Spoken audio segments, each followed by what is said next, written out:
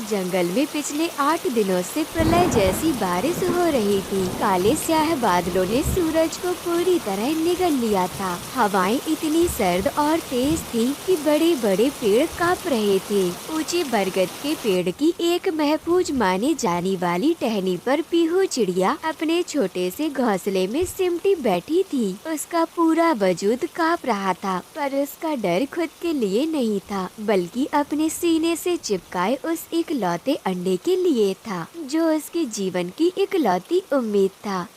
मेरे नन्हे बच्चे, बाहर की दुनिया बहुत बेरहम हो रही है, पर तू फिक्र मत कर। तेरी माँ की ममता की गर्माहट इस तूफान से बड़ी है। बस एक बार तेरी चहक सुन लो, फिर ये बारिश भी मुझे संगीत लगेगी। अचानक प्रकृति ने एक करवट ली। बिजली कड़कने की आवाज इतनी जोरदार थी कि पूरा जंगल दहल उठा। हवा का एक झोंका आया जिसने बरगद की उस कमजोर पड़ चुकी टहनी को जड़ से हिला दिया। पीहू के पैरों के नीचे से जमीन खिसक गई। उसका छोटा सा आशियाना जिसमें उसने अपनी पूरी दुनिया संजोई थी, अब वह टूटकर नीचे गिर गया। नहीं, मेरा बच्चा, कोई बचाओ उसे। घोंसला नीचे गिरा और सीधे उफनती हुई पहाड़ी नदी की लहरों में समा गया। पीहू का पति वीरू चिड़ा, जो पास ही के पेड़ पर दाना ढूंढने की नाकाम कोशिश कर रहा था, वह बिजली की गति से नीचे आया। पीहू, हिम्मत मत हारना, मैं उसे लेकर आता हूँ। वीरू ने अपनी जान की परवाह किए बिना उस खौलती हुई नदी के ऊपर गोते लगाने शुरू किए। पानी की बूंदें सुइयों की तरह उसकी पंखों में चुभ रही थी और उस उफनती हुई नदी की लहरें किसी भूखे मगरमच्छ की तरह उस घोंसले को निगलने के लिए झपट रही थी। वीरू जी, वापस आ जाइए, पानी बहुत तेज है। अगर आपको कुछ हो गया तो मैं जीते जी मर जाऊंगी। वीरू ने आखिरी कोशिश की, पर एक विशाल लहर ने घोंसले को पत्थर से टकराया और वह ओझल हो गया। दोनों बेबस पंछी बस देखते रह गए। उनकी आंखों के सामने उनका भविष्य बह गया था। पीहू वही कीचड़ में बैठ गई। उसके पंख भीगकर भारी हो गए थे, पर उसके दिल का बोझ उससे कहीं ज्यादा भारी था। मैंने उसे एक बार छुआ तक नहीं, उसकी आहट तक नहीं सुनी। दिन महीनों में बदले और महीना 1 साल में, पर पीहू की पूरी दुनिया सूनी रह गई। वह अब पहले जैसे चंचल नहीं रही थी। रोज शाम को वह उसी नदी के किनारे जाकर बैठती जहां उसने अपना सब कुछ खोया था। ये बहते पानी, कहीं तूने मेरे बच्चे को देखा है क्या? क्या वह अभी ठंड से कांप रहा होगा? अगर तू कहीं है मेरे लाल, तो अपनी इस अभागन माँ को माफ कर देना। वीरू उसे देखता और अंदर ही अंदर टूट जाता। उसने पीहू को संभालने के लिए कई बार कोशिश की, पर माँ का दुख शब्दों से कहाँ भरता है। एक खिली हुई सुनहरी सुबह थी। सुंदरी तोती और उसका पति मिट्टू जंगल के दूसरे छोर की ओर से जा रहे थे। तभी सुंदरी की नजर एक पुराने चिनार के पेड़ पर पड़ी। वहाँ एक छोटा सा घोंसला था और उसके बाहर एक नन्ही चिड़िया धूप में अपने पंख सुखा रही थी। सुंदरी ठिठक गई। उसका दिल तेजी से धड़कने लगा। मिट्टू जी, जरा गौर से देखो इस नन्ही जान की आंखें और इसके बैठने का अंदाज। क्या तुम्हें कुछ याद आ रहा है? अरे, ये तो बिल्कुल पीहू की परछाई लग रही है, पर यहाँ इस अनजान पेड़ पर। दोनों नीचे उतरे। नन्ही चिड़िया उन्हें देखकर मुस्कुराई। प्यारी बच्ची, क्या नाम है तुम्हारा? मेरा नाम गुड़िया है। आप क्या मेरे लिए अंगूर लाए हैं? तभी घोंसले से एक चिड़िया बाहर निकली, जिसके चेहरे पर ममता तो थी, पर आंखों में एक गहरा डर था। ये मेरी बेटी है। आप लोग यहाँ पर क्या कर रहे हैं? उसी समय पास ही के पेड़ पर रहने वाले भूरे कौवा और भोली कौवी भी वहाँ आ पहुँचे। भूरा कौवा अपनी आदतों के अनुसार अपनी चोंच को साफ कर रहा था। अरे वाह सुंदरी बहन, यहाँ क्या पंचायत बैठी है? और भूरा, तुम्हें अपनी पूंछ संवारना बंद करोगे? देखो, यहाँ मामला कुछ गंभीर सा लग रहा है।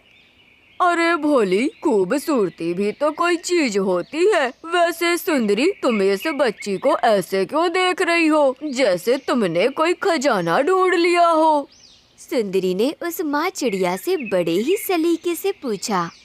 बहन, बुरा मत मानना, पर ये बच्ची सालों पहले उस भयानक बाढ़ में मुझे नदी के किनारे झाड़ियों में फंसा एक अंडा मिला था। मैंने उसे अपना समझकर सिया रात भर जाकर उसे अपनी गर्मी दी, और जब ये बाहर आई तो मुझे जीने की वजह मिल गई।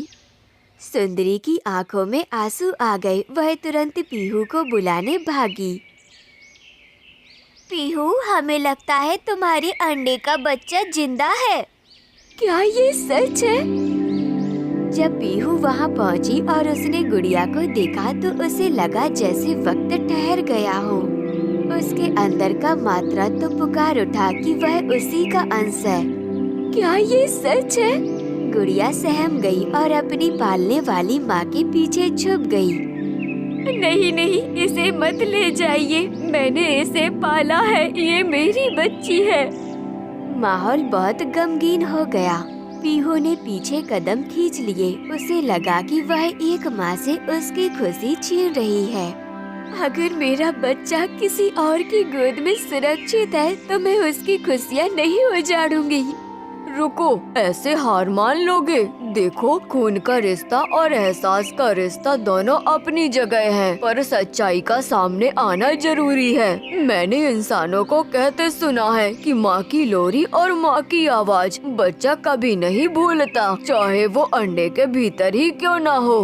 हाँ पीहू, तुम इसे वो आवाज दो जो तुमने उसे अंडे में रहते हुए सुनाई थी। पीहू आगे बढ़ी। उसने अपनी आंखें बंद की और वही गुनगुनाहट शुरू की जो वह तूफान वाली रात में गा रही थी। एक धीमी, मीठी और दर्द भरी आवाज। सो जा मेरे नन्हे, माँ के आंचल में तूफान थम जाएगा, नया सवेरा आएगा। जैसे ही ये शब्द गुड़िया के कानों में पड़े वह ठिठक गई। उसकी आंखों में एक अजीब सी चमक आई, जैसे कोई भूली हुई याद जाग गई हो। वह धीरे धीरे अपनी पालने वाली माँ का पल्लू छोड़कर पीहू की ओर बढ़ने लगी। ये गाना मैंने इसे तब सुना था जब बहुत अंधेरा था और पानी की आवाज आ रही थी। माँ, क्या आप वही हैं? पीहू ने उसे गले से लगा लिया। पूरा जंगल उस मिलन का गवाह बना। पालने वाली माँ ने भी मुस्कुराते हुए पीहू का हाथ थाम लिया। आज से इसकी एक नहीं 2 माँ होंगी। तुमने इसे जन्म दिया और मैंने इसे जीवन दिया। उस दिन जंगल का आसमान सबसे ज्यादा साफ था। पीहू, वीरू और गुड़िया अपनी दोनों माँओं की साए में एक नए जीवन की ओर उड़ चले। आंगन में चीकू और गुड़िया अपनी माँ पीहू के पास बैठे थे। वे अपनी नानी मीनू चिड़िया के आने का इंतजार कर रहे हैं। मम्मी, क्या नानी सच में आ जा रही है? वो कैसी दिखती है? क्या वह हमसे बहुत प्यार करेगी? हाँ मम्मी, हमने तो उन्हें कभी देखा ही नहीं। क्या वो हमारे लिए खिलौने लाएंगी? क्या वो हमें कहानियाँ सुनाएंगी? हाँ बच्चों, तुम्हारी नानी आ रही है। वो थोड़ी सख्त मिजाज की जरूर है, पर दिल की बुरी नहीं है। तुम बस उनका आदर करना, वो तुम्हें बहुत प्यार करेंगी। मीनू बुढ़िया प्यास से बेहाल सड़क पर चल रही है। वो एक पुराने लकड़ी के घर में दाखिल होती है। अरे भाई, कोई है? गला सूखा जा रहा है, थोड़ा पानी मिल जाएगा? अंदर आ जाइए माँ जी, वहाँ मटके में पानी है। पर मेरी एक विनती सुनिए, मैं बहुत बीमार हूँ। क्या आप मुझे पास के अस्पताल ले जा सकती हैं? अस्पताल? अरे भाई, मेरा खुद का शरीर जवाब दे रहा है। मैं यहाँ आराम करने आई हूँ या तेरी गुलामी करने? माँ जी, घबराइए मत। मेज पर मेरी जादुई लाठी रखी है, बस उससे कहिए कि उड़ने वाला ऑटो ले आए। वो आपको मेहनत नहीं करने देगी, बस मुझे डॉक्टर तक पहुंचा देगी। लाठी? और वो भी जादुई? अगर ये मेरे पास रही तो मुझे किसी के आगे हाथ नहीं फैलाना पड़ेगा। माँ जी, आप सुन रही हैं ना? हाँ हाँ सुन लिया, पर मुझे देर हो रही है, तू अपना देख ले। मीनू लाठी लेकर भाग जाती है।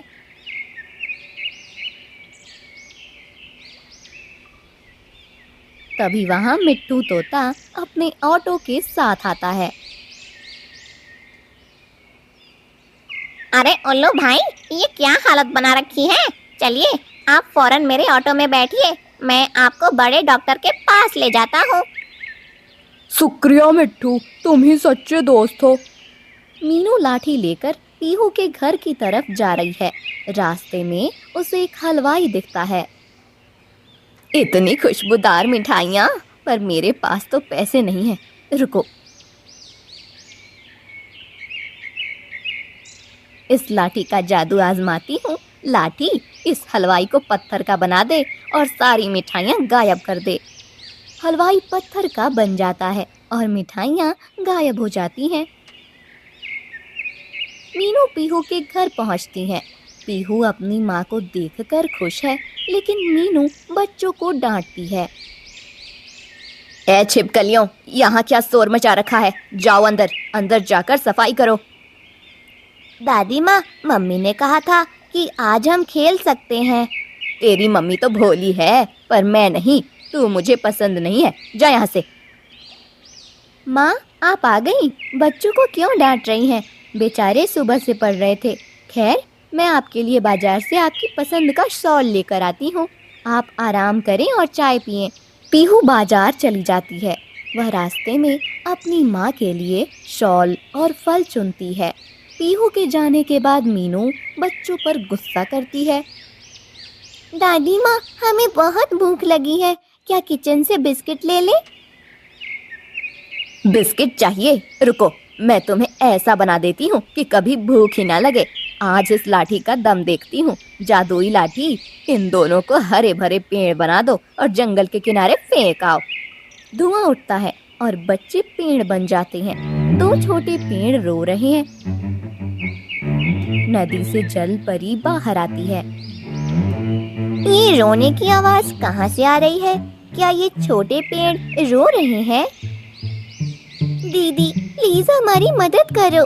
हमारी दादी ने हमें जादू से पेड़ बना दिया है। हमें फिर से इंसान बना दो जलपरी दीदी, हमें अपनी मम्मी के पास जाना है। डरो मत बच्चों, मैं तुम्हें फिर से चिड़िया बना देती हूँ और मैं तुम्हें उड़ने की शक्ति देती हूँ। अब तुम चिड़िया बनकर अपनी मम्मी के पास उड़कर जा सकती हो। जलपरी अपनी छड़ी घुमाती है और दोनों बच्चे फिर से छोटी छोटी चिड़िया बन जाते हैं। और सुनो, ये लो तुम्हारे लिए जादुई खिलौने, ये हमेशा तुम्हारे पास रहेंगे। दो जादुई खिलौने हवा में तैरते हुए चीकू और गुड़िया के पास आ जाते हैं। शुक्रिया जलपरी दीदी, अब हम अपनी मम्मी के पास जा सकते हैं। हमें चिड़िया बनाकर आपने हमारी बहुत मदद की। दोनों चिड़िया बनकर उड़ जाते हैं। मीनू बुढ़िया सेब के बाग में पहुंचती है और चोरी करने की कोशिश करती है। लाठी, इस सेब के बाग के सारे मीठे सेब तोड़कर मेरे झोले में भर दे। तभी उल्लू जादूगर और मिट्ठू तोता वहां आ जाते हैं। रुको मीनू, तुमने मेरी बीमारी का फायदा उठाया, मेरी लाठी चुराई और मासूम बच्चों पर जुल्म किया। तुम्हें क्या लगा तुम बच जाओगी? तू तो मर रहा था ना, यहाँ कैसे आया? मिट्ठू की दया ने मुझे बचा लिया। अब तुम्हारी सजा का वक्त है। आबरा का डाबरा, बन जा तू बॉल। मीनू बॉल में बदल जाती है।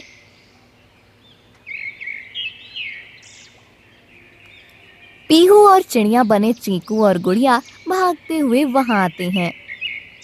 ये क्या, मेरी माँ कहाँ है? और ये दो चिड़ियाएं मेरे बच्चों की तरह क्यों रो रही हैं? पीहू, ये चिड़ियाएं तुम्हारे बच्चे चीकू और गुड़िया हैं। तुम्हारी माँ ने उन्हें पेड़ बना दिया था, फिर जलपरी ने उन्हें चिड़िया बना दिया। तुम्हारी माँ अभी इस बॉल के अंदर है।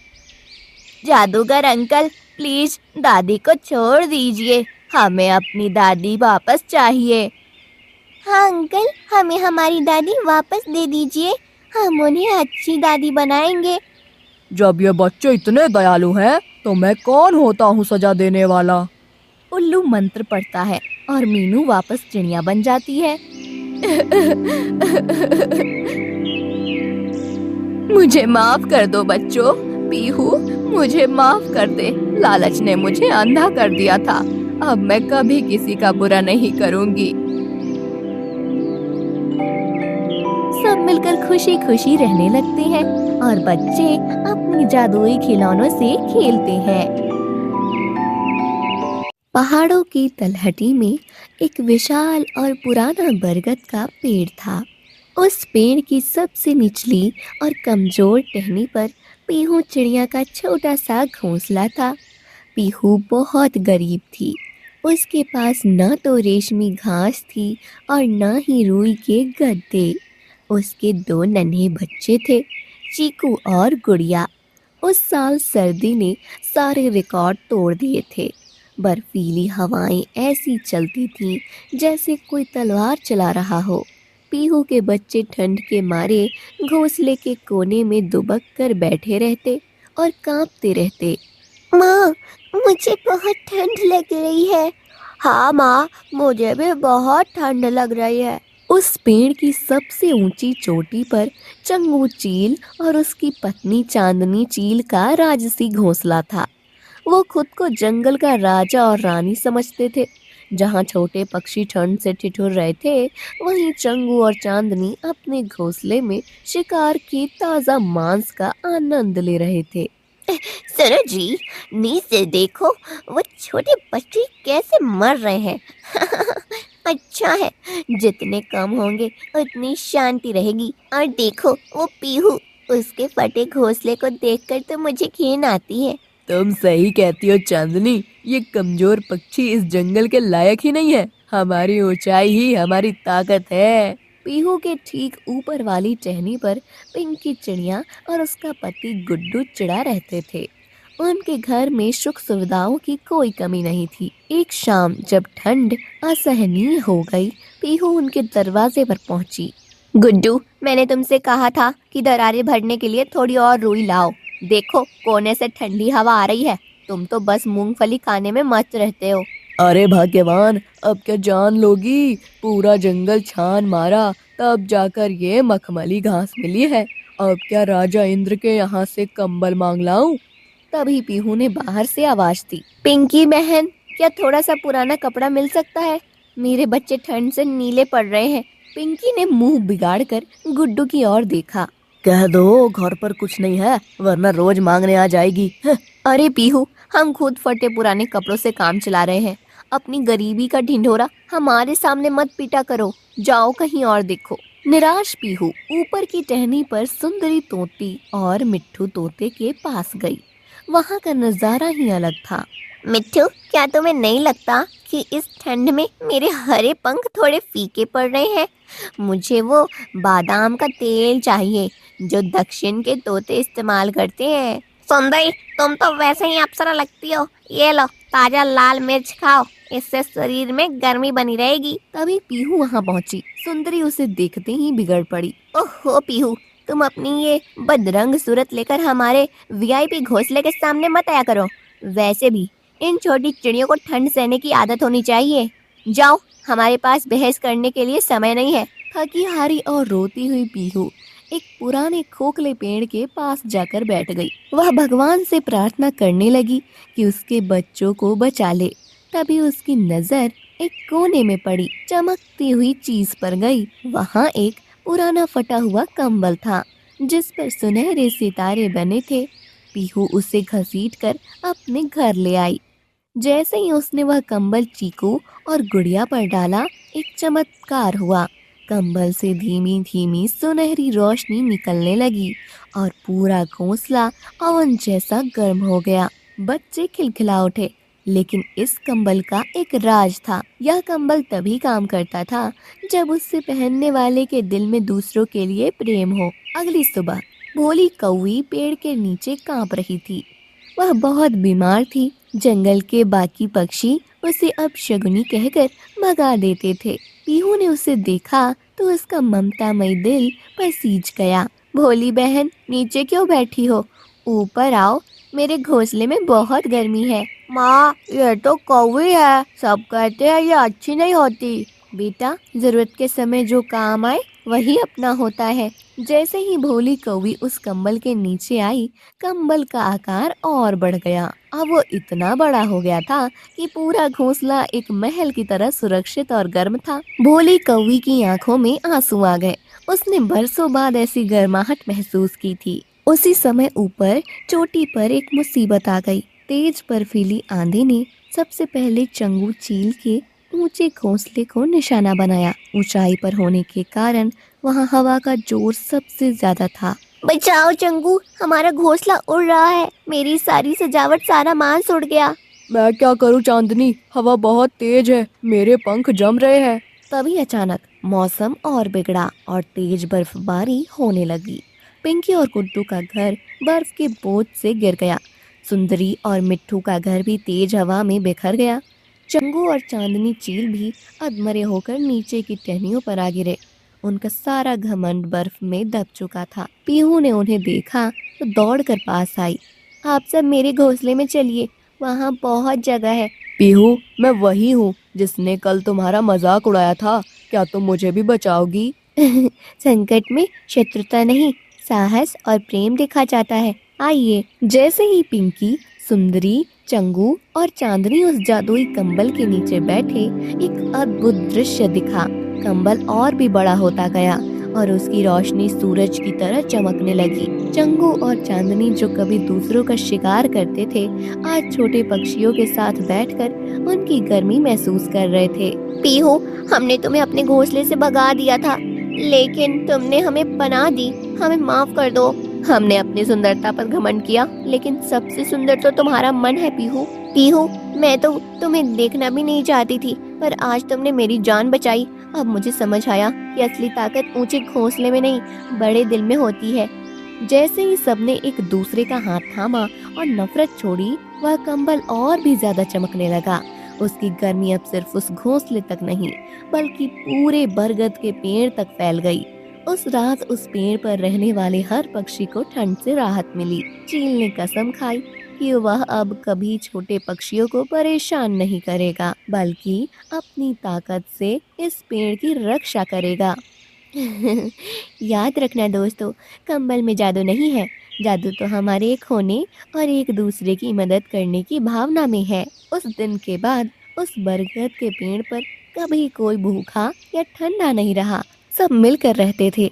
चंगू और चांदनी अब पूरे पेड़ के पहरेदार बन गए थे और भोली कौवी सबकी मार्गदर्शक। उस पुराने बरगद के पेड़ का नाम अब एकता का वृक्ष पड़ गया था।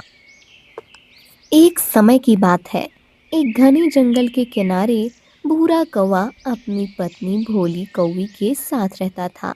नाम तो उसका भोली था, लेकिन उसके विचार बहुत चालाकी और लालच से भरे थे। वे दोनों लकड़ी काटकर अपना गुजारा करते थे। एक सुबह भूरा बहुत थक गया था। उसने माथे का पसीना पोंछा और बोला, भोली, आज हाथ पैर जवाब दे रहे हैं, लेकिन अगर लकड़ी नहीं काटी तो शाम को चूल्हा कैसे जलेगा? भोली ने झिझकते हुए कहा, तो जाओ ना, बातें कम करो और काम ज्यादा। मुझे वैसे भी पंख साफ करने के लिए नया तेल चाहिए। और देखो, मेरी ये साड़ी कितनी पुरानी हो गई है, जगह जगह से फट रही है। पड़ोस की मैना को देखा है कैसे रेशमी कपड़े पहनकर इतराती है? मुझे भी वैसे ही साड़ी चाहिए। भूरा कुल्हाड़ी उठाकर जंगल के सबसे घने हिस्से में पहुंचा। उसने एक विशाल पुराने पेड़ को चुना। जैसे उसने कुल्हाड़ी चलाने के लिए हाथ उठाया, पेड़ की टहनियां कांपने लगी और एक गूंजती हुई आवाज आई, ठहरो, मुझे मत काटो। भूरा डर के मारे पीछे गिर पड़ा। कौन बोला? मैं एक जादुई पेड़ हूँ। अगर तुम मुझ पर कुल्हाड़ी नहीं चलाओगे तो मैं तुम्हारी हर इच्छा पूरी करूँगा। भूरा ने कांपते हुए कहा। महाराज, मेरी पत्नी बहुत जिद्दी है। उसे एक महंगी रेशमी साड़ी चाहिए और हमें घर चलाने के लिए कुछ पैसे। पेड़ ने झट से एक चमकती हुई लाल रेशमी साड़ी और सोने के सिक्कों की एक थैली नीचे गिरा दी। पेड़ ने सलाह दी। भूरा, ये साड़ी और धन ले जाओ, पर याद रखना, मेहनत की कमाई ही टिकती है।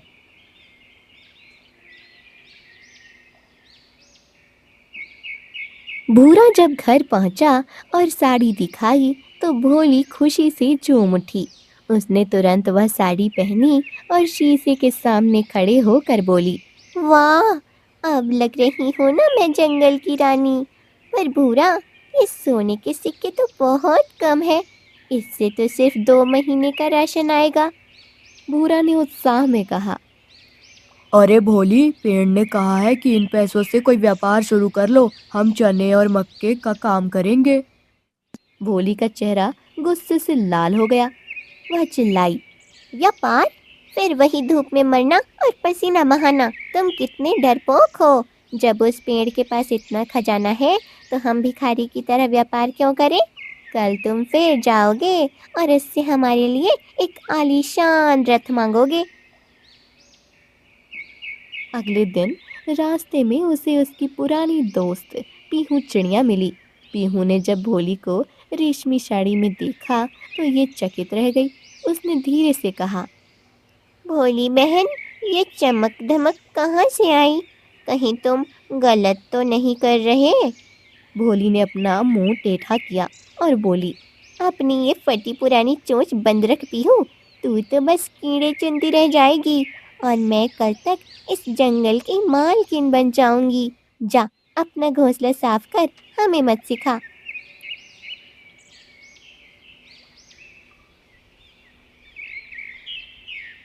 भोली अब खुद पेड़ के पास जाने की जिद करने लगी।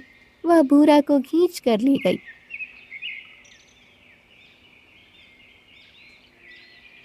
वहां पहुंचकर उसने पेड़ को धमकाया, ए जादुई पेड़, मेरी बात सुन। इस साड़ी के साथ पहनने के लिए मुझे 20 जोड़ी सोने के भारी गहने चाहिए और मेरे खाने के लिए दुनिया के सबसे स्वादिष्ट पकवान। अगर तूने मना किया तो मेरा पति तेरी सारी टहनियाँ काट डालेगा। भूरा डर के मारे छिप गया, पर पेड़ ने उदास होकर उसकी इच्छा पूरी कर दी। अब भोली के पास गहने थे और 56 भोग। वह घर पर बैठकर बस खाती और शीशा देखती। उसने भूरा को भी काम पर जाने से रोक दिया। अब हम रईस हैं भूरा, हाथ काले करने की जरूरत नहीं। पर लालच की कोई सीमा नहीं थी। एक रात बारिश हुई तो मिट्टी के घर में पानी टपकने लगा। भोली गुस्से में पैर पटकने लगी। छी, इस बदबूदार घर में ये सोने के गहने और रेशमी साड़ी शोभा नहीं देते। मुझे कल ही सोने का घर चाहिए जिसकी दीवारें हीरो से जड़ी हो। भूरा ने बहुत समझाया। भोली, इतना बोझ धरती बर्दाश्त नहीं करेगी। हम पक्षी हैं, हमें पेड़ों पर सुहाता है, सोने के महलों में नहीं। पर भोली ने एक न सुनी।